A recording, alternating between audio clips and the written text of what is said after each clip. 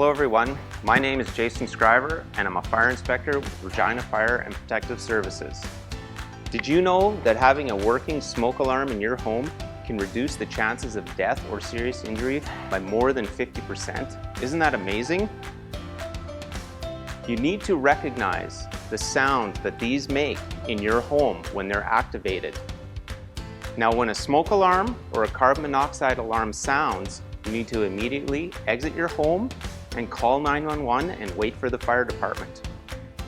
If somebody in your home is a bit hearing impaired, install a bed shaker and strobe lights to help alert them there's an emergency.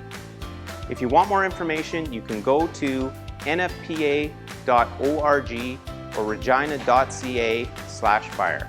Thank you.